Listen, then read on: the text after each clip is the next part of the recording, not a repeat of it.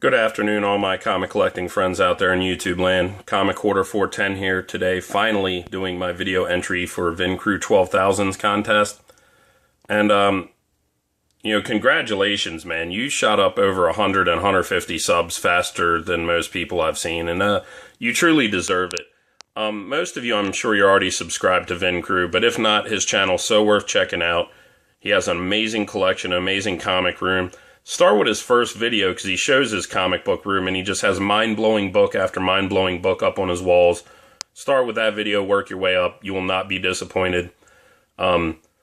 He's also one of those guys, other guys that come to mind are like Fool Killer 5150 and Comic Nostalgia. These guys seem to get these massive back issue hauls almost every week, just awesome loads of books. So he always has something cool going on in his channel. Please check it out. He's a good guy, great addition to this community. Has a massive collection of doubles. He's been doing a lot of trades with a lot of people. Just a really good guy. You deserve more subs, and I hope everyone checks his channel out. He was generous enough to do a contest with some awesome books to give away. And the first question was he wanted to know stories that were our favorites or stories that got us into comics. And you know how I do. I have trouble narrowing it down. So, great question. That's why I did have trouble narrowing it down. But made me dig these three books out because there was a couple more with them, but I remember these three being my favorite that I read. These three are amongst the first handful of comic books I ever owned in my life. It was maybe like a church bazaar or like a yard sale or fundraiser type thing. But I remember these were on a table at some yard sale type thing for like 10 cents a piece. And I asked my mom if she'd get them for me. I was 4 years old. I couldn't even read. I just like Super Friends, the cartoon, and Spider-Man and His Amazing Friends, the cartoon. And she got them for me. And I just made her read them to me over and over. And it was a big part of me learning how to read and being able to read by the time I was 5 years old. A big part of it was these books. There was also a oversized Super Friends special I had with like this ugly pinkish purplish cover. And another book that I'm forgetting, but these, especially Amazing Spider-Man 168 with Will-O-the-Wisp and this Superman 285, you can tell by the condition, these are the original copies I owned when I was 4 years old. This Super Friends is not.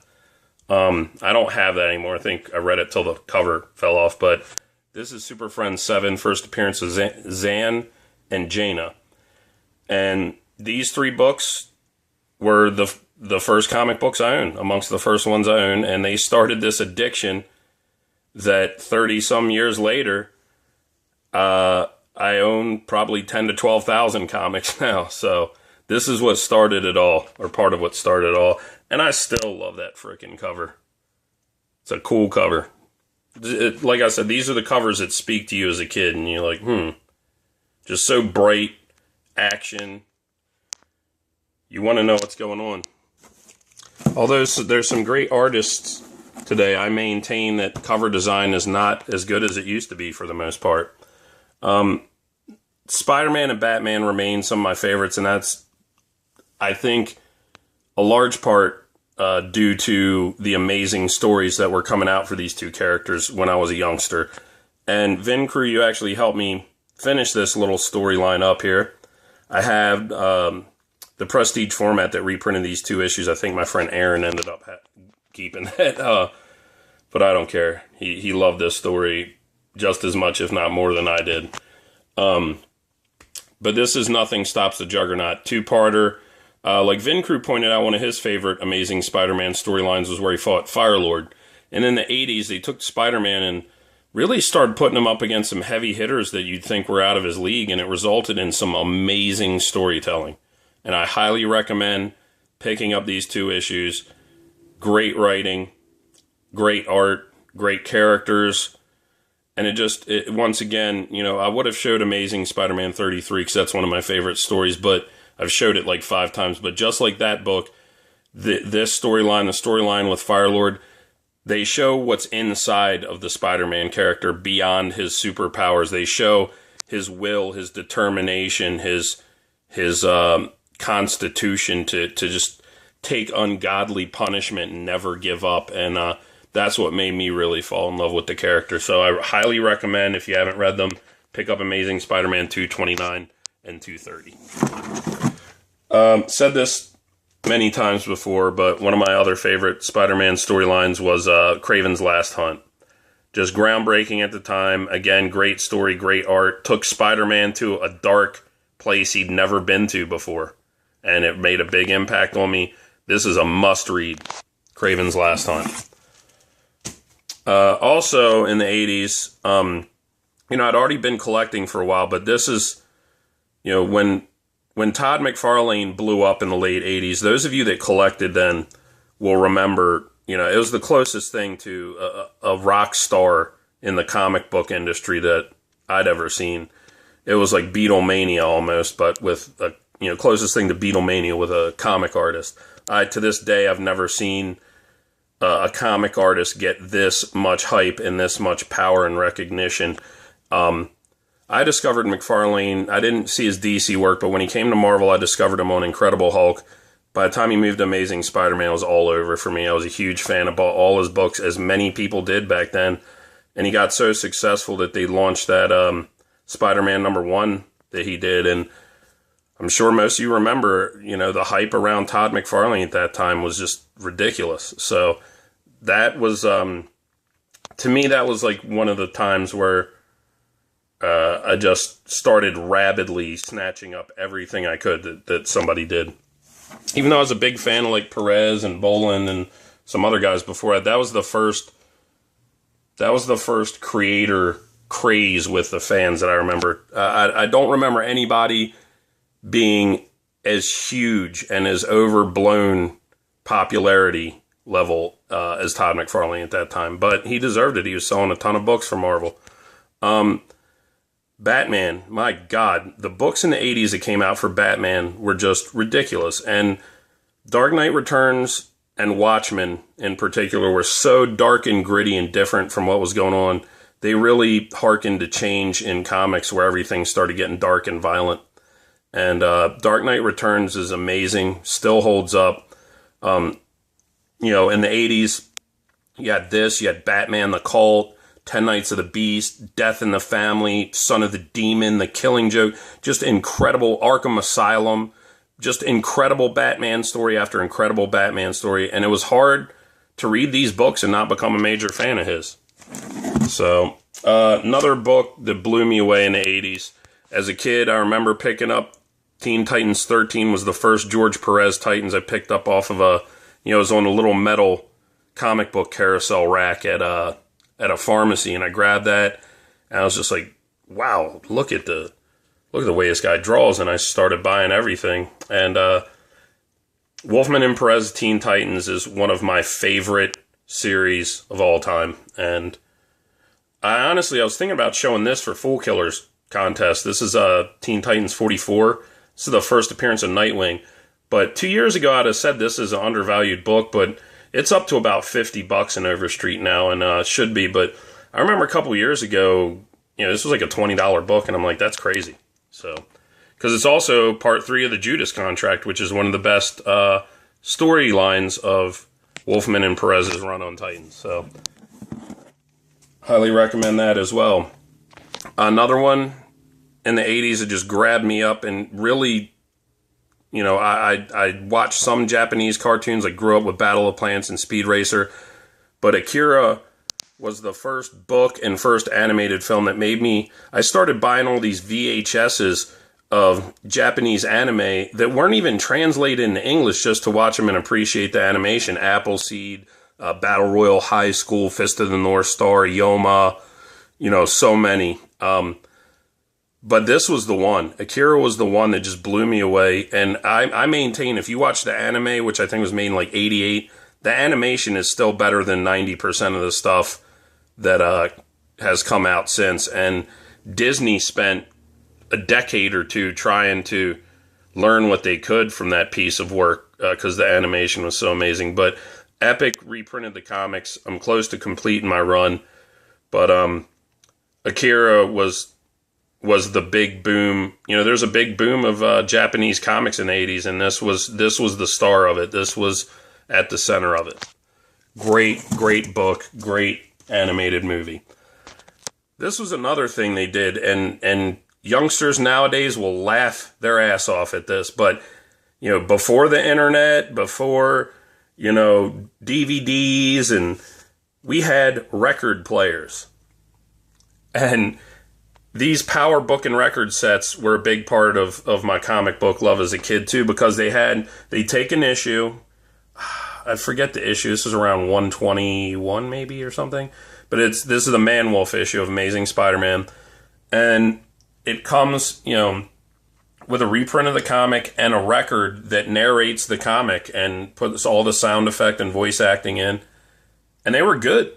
And I used to sit there and listen to these and read along, and I had, you know, there was a Neil Adams one. They redid the first Man-Bat with a power record set, and man, I love that. I had a Conan, there was Tomb of Dracula, Hulk at Bay, Superman, Captain America. They did first appearance of the Phoenix. That was another one I had. Star Trek, you name it. They had everything. And these were huge, and I loved getting these as a kid, and the ones that I had, I listened to dozens of times. Especially at Neil Adams' Man-Bat. That's one of the things, I wish I still had that one. It made me, that was my first turn on to Neil Adams' Batman work. And I was really young, and I just was like, I remember looking at the panels. It was the same panel ETA Nick showed in one of his videos of that first Man-Bat issue, where you're just like, wow. Like, yeah, of Langstrom in his lab. Just great stuff. But anyway, moving on. Crisis on Infinite Earths was another one that blew me away in the early 80s. It was one of the first big events. I had read Contest of Champions, and then this came out. And this was truly a mega event. That, like Vincru said, this rewrote their screwed up continuity and concised it. But unlike many big events now, like Age of Ultron and stuff like that, and you know, Villains Month, it doesn't seem like it was just a tool to fix continuity or just a tool to lead you into new books. This was an amazing story and done fantastically, and it served a great purpose in the overall structure of the DC universe. Great stuff. Hard to pull that off. As you all know, I'm a big Conan fan. When I was a kid and I discovered the Savage Sword of Conan magazines, they were more violent. There was, you know, more sexual overtones, more adult-oriented stories. And man, I was hooked instantly. And the covers, if nothing else, all the covers are usually gorgeous. They'll get you buying that book. Later on, a couple stories that I would say really just grabbed me up and either made me say, what the hell's going on here? Or just touched me on an emotional level. Garth Ennis' Preacher, which ComixQuest and I have talked about how AMC's talking about doing a TV show, and you're just not going to be able to do it right. It's going to be a watered-down translation of the book.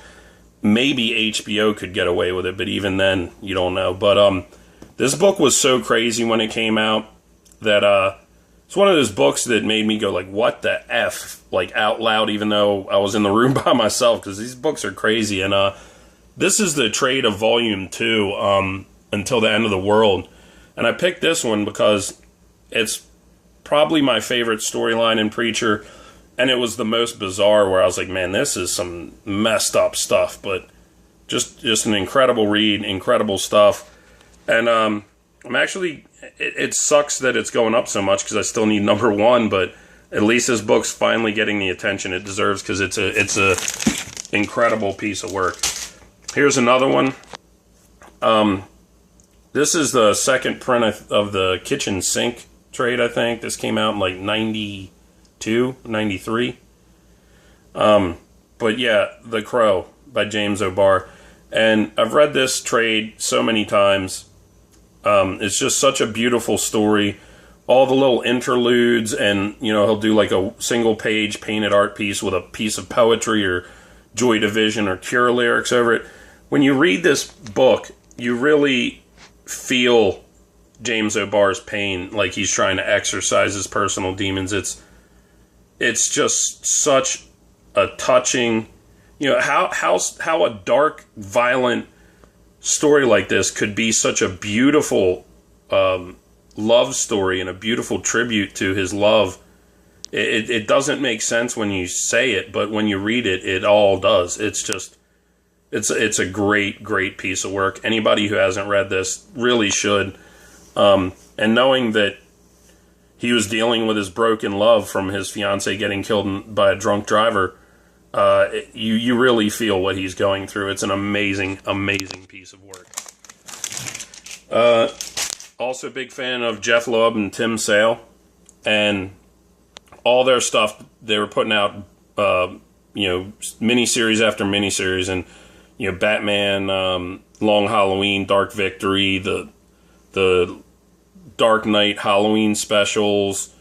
They were just putting out great work, and Superman for All Seasons is one of those stories that just touches you on an emotional level. There's not a lot of action. There's not a lot of villains. But this is a story anyone who has a family should read. It's a beautiful, touching story, and it sums up, without putting him in a cosmic level battle with a huge powered enemy, it really sums up Superman, much like those stories did with Spider-Man. It sums up what's good about Superman inside, the type of character he is internally, and his values and his belief and his love for his family. Amazing stuff by Loeb and Sale. So sorry that ran on a bit long, but there's just so many stories I love that, when I read some of these books, Kingdom Come's another one. When I read these books, I'm like, everybody that reads comics should read these. And that's, Superman's one of them, Watchmen, Dark Knight, all those I mentioned. So, sorry that took so long. Moving on, how I came up with my name, pretty simple. I picked Comic Hoarder because I rarely sell or trade anything that I don't have doubles of. So, there's that. And 410 is Baltimore's area code, and that's where I'm from. YouTubers that deserve more subs, I have to, again, do like 5 or 6, because there's a few guys that have been on here for a while that I just think they're criminally undersubbed and they deserve a lot more subs. And then there's a couple, somewhat newcomers over the past several months I think need mentioning too. Because there's a lot of new guys and girls that are doing great, and just, like Spidey Fan 78CT and Vincru, their subs skyrocketed really quick. But some YouTubers I want you to check out, and if I don't have the link there today, I'm going to get on my computer as soon as I can get my wireless up and put their links. But first YouTuber I want to mention, please check all these guys out and sub them. Michael Jocko, great guy from Canada. He's a big Hulk fan. Actually got one of his drawings published in an issue of Pitt in the 90s. Very cool guy. Check his channel out. My man from Hotlanta, Scott X 1307. Really cool guy. He doesn't have 100 subs, and I could not believe that. This guy should have more subs than I should. I mean, it's ridiculous. He's always going to flea markets and getting awesome deals. Has a lot of knowledge. Check his channel out. And my friend Carlos Infante down there in Mexico City. Carlos is a great guy. Tremendous knowledge of books. Knows so much about the continuity and storylines of the books he's into. It's just amazing. He's a great guy. He does his Comics and Beyond series. He's a big Ditko fan, so that gets him points in my book immediately. Please check out Carlos Infante's channel. Some new guys over the past couple months, 3 I just want to mention. My buddy Ira ComixQuest. Check his channel out. Fantastic high-grade books. He's even more picky than me about high grade. He's got some fantastic books. KurganWins, great addition to the community. Has a great collection. Really nice guy. And Kinesicz, Chad, also somewhat new, but great nice guy. Lots of good books.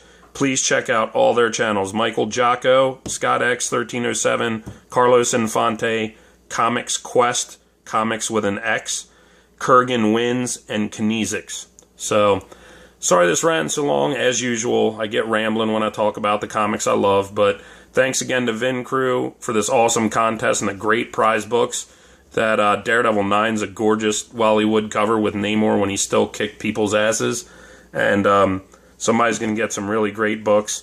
You deserve more subs, buddy. I hope you get them. Thank you again, Vincru, and everyone out there who is watching. Take care of yourselves and enjoy your comic reading.